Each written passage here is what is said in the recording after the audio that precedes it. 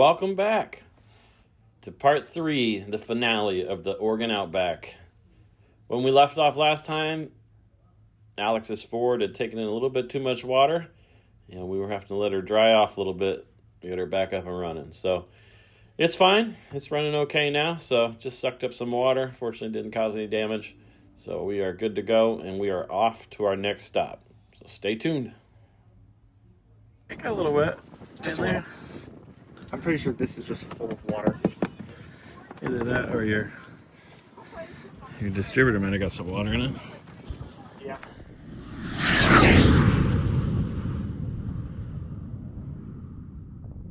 Ladies and gentlemen.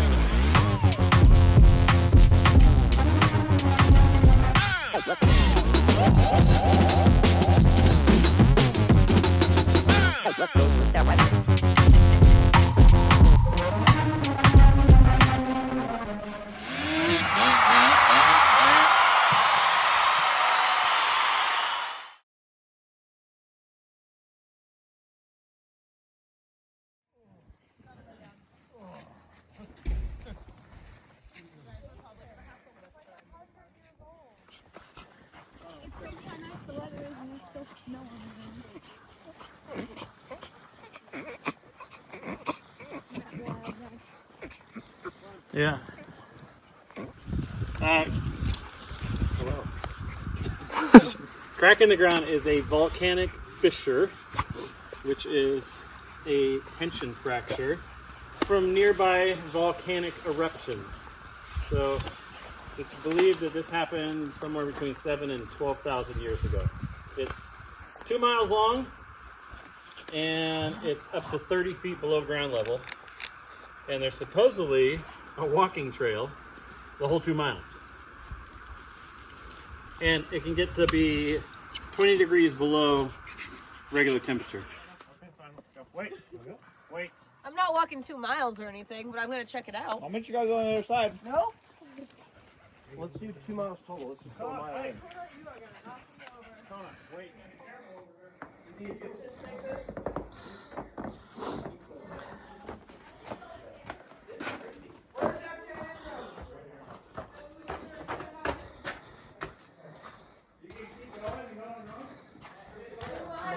It's 2 miles long. Is it a dead end or does it come out? I don't know. Let's find out. This is so cool though. Like, look how all the little ridges and the rocks and stuff. It is so cool. He's gonna hit me. Wait, I'm caught up. I got dogs. Yeah, don't let those dogs go running now. Was that fun? Yeah, it's definitely Austin, Alex, does it keep going down? Well, we spent a little bit of time exploring the crack in the ground caves, but our adventures in the Christmas Valley Dunes has put us behind schedule, so we don't have a lot of time. So we are off to our next stop, Fort Rock. So let's head out that way. The sky looks cool.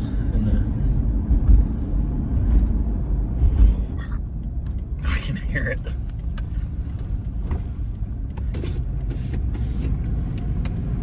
I heard it when he turned. Well, Eugene's truck is definitely not getting quieter. We can hear it now following him if we got our windows down to get close enough. So hopefully the thing holds on. We've got a lot of miles to make it home. So only one way to find out, I guess.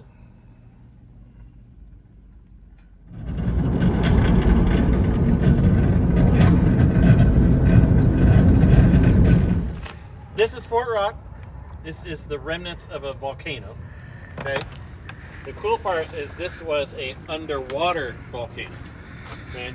It erupted underneath the water, came up and made a cone like a typical volcano, right?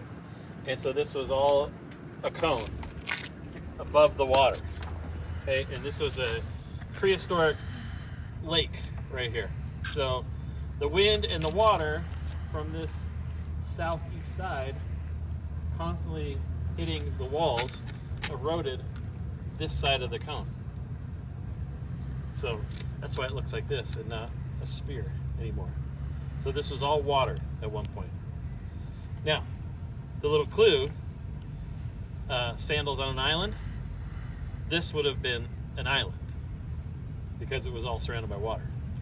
And in like the 1930s, I think it was, there was a archaeologist from the University of Oregon that found like a prehistoric sandal on the island that they believed to be dated back like about 8,000 years. Okay, well, we are losing daylight quickly, and we got to get off to our next location, Hole in the Ground. But as we head out, a little bit more about Fort Rock. It is a volcanic tuff ring that, as mentioned, is located on an ice age lake bed.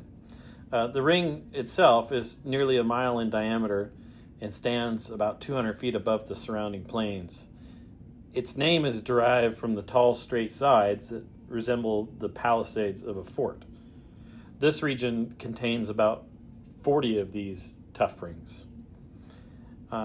Previous age estimates thought Fort Rock ranged up to 1.8 million years ago, but more recently, archaeologists have determined it's somewhere between 50 and 100,000 years old. Our next stop is going to be Hole in the Ground. The technical name for it is a large maar, which is a volcanic explosion. If you didn't know better, you would swear it was created by like a meteorite hitting the Earth. It looks like a perfect circular hole, almost like a coliseum or a football arena type, but all natural. So I wish we had more time to go down in and get to the bottom and explore around there, but unfortunately we're running out of light. So I think hopefully the best we're going to be able to do is get to the viewpoint before the sun sets. So we're making a hard push to get there before nightfall. Welcome to Hole in the Ground. Yeah, you can drive down on that side. It's kind of a windy little road that takes you down to the bottom. So this is 490 feet below ground level and as much as I think 60 feet above ground level in certain spots. This is also from a volcano. This was also underwater. So the volcano erupted and kind of spewed everything out and left this big crater here. It's supposedly a mile across. And I guess there's a whole bunch more in the basin area around here, and this is not the largest one. There's bigger ones than this. Oh. Yeah. So you can drive down into it? No, I think it's the only one you can drive into.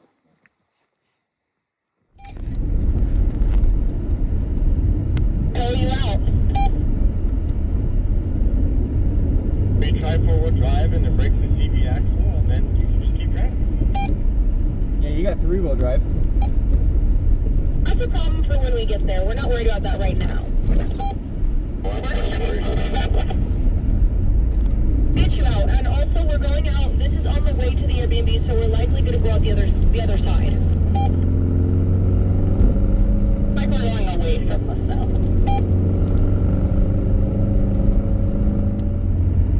And make it up the hill. Copy, we're all good. So we've encountered a slight problem here.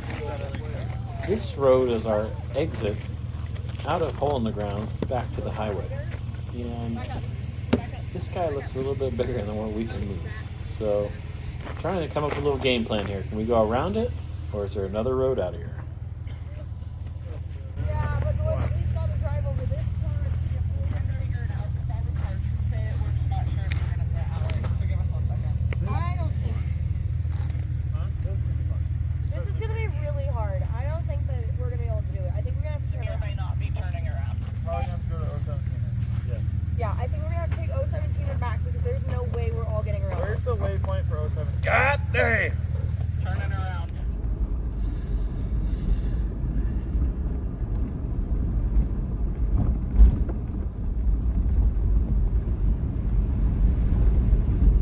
Back in the snow.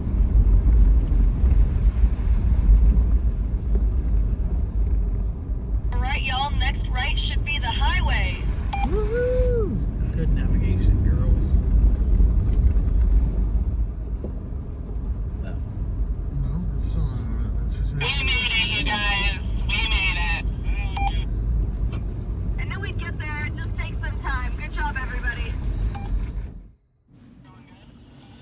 Well, we are going to grab some dinner and head back to the house and just take it easy for the night. But some fun facts about Airbnb is it was founded in San Francisco. A couple roommates back in 2007, Brian and Joe, came up with an idea of putting an air mattress in their living room and turning it into a bed and breakfast. In February of 2008, another friend of theirs, Nathan, joined as the third co-founder for the new venture, which they named Air Bed and Breakfast. They put together a website that offered short-term living quarters and breakfast for those who were unable to book a hotel in the saturated market. The site airbedandbreakfast.com was launched on August 11th, 2008, and the founders had their first customer that summer during the Industrial Design Conference in San Francisco. As of today, Airbnb has hosted over 2 billion guest arrivals all time, and hosts have earned north of $250 billion. At this time, there are over 8 million active listings across 100,000 cities and towns. And the average typical U.S. host rakes in about $14,000 a year on their Airbnb.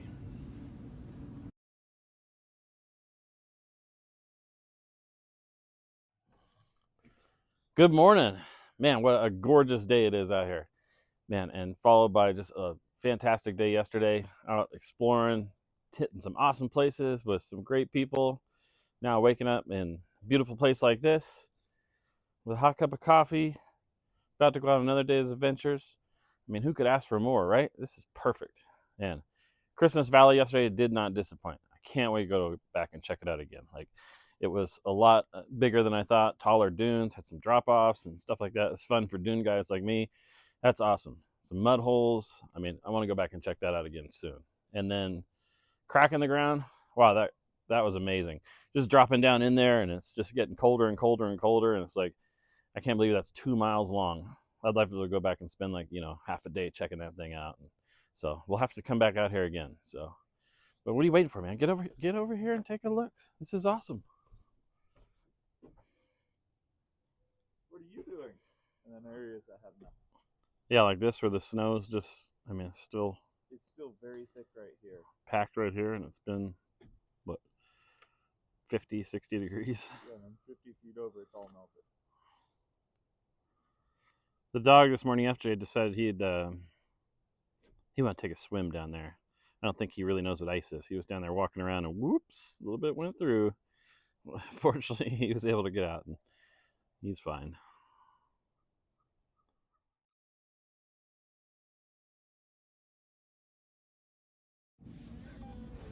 Our first stop today was supposed to be Lava Butte Lookout, but unfortunately, all the roads to the top are closed, looks like for the season. So here we are in the parking lot at the basin of it. So the Lava Butte experienced a single eruption dated back about 7,000 years ago. Lava flowed from the base of the small volcano to cover a large area to the west with a lava flow which still today remains largely free of vegetation.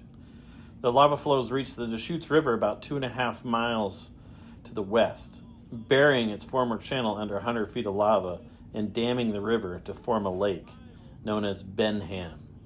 The river eventually overflowed the lava dam and eroded down into it, draining the lake and forming Benham Falls.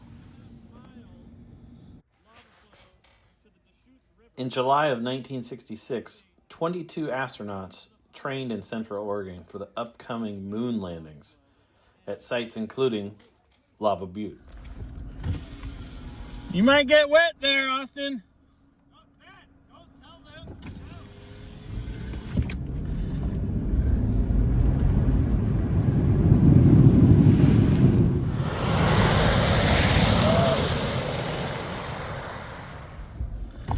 Is it helping any? A little bit. That thing's white. Next stop, Blockbuster. Bend, Oregon is the home to the last operating Blockbuster video in the world. And yes, it is still like it was just in the 90s. And yes, you can still rent videos there. You can even, a few nights a week, rent it out as an Airbnb for you and a couple buddies. Pretty wild.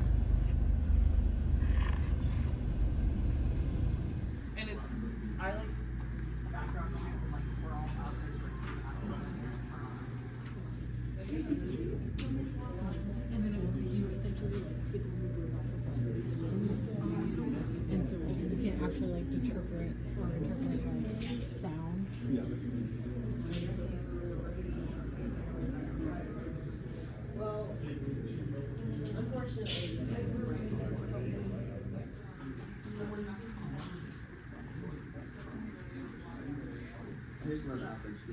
poisonous. That's Did what my they, mom was like they were talking all in the about. house together?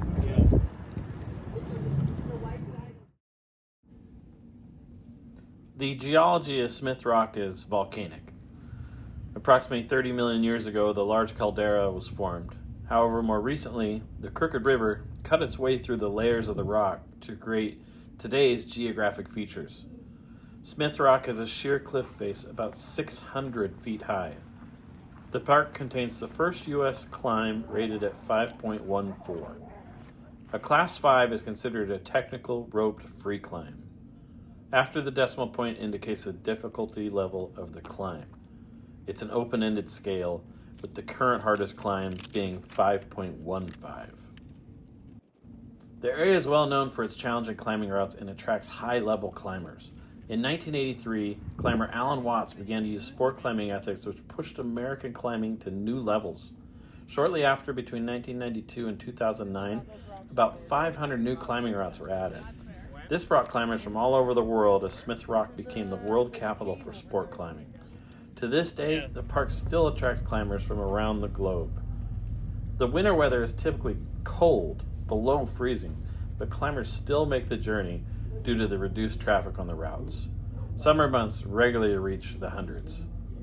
Today, Smith Rock State Park has more than 1,800 rock climbing routes.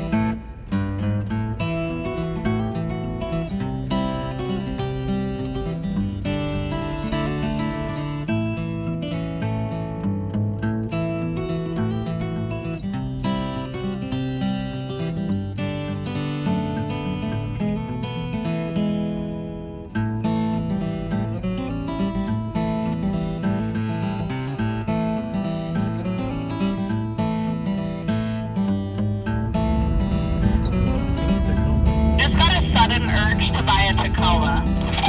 Updated Jordan, oh my gosh. The same thing. Ever seen a pink Tacoma? Now you have.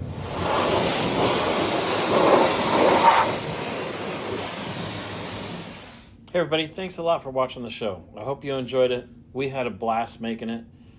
Please like and subscribe. Keep us going so we can do more videos. Oh, and in case you were wondering, all the vehicles made it home. Yes, even Eugene's Dakota. The axle held out. So everybody got home safe and sound. It was a great trip.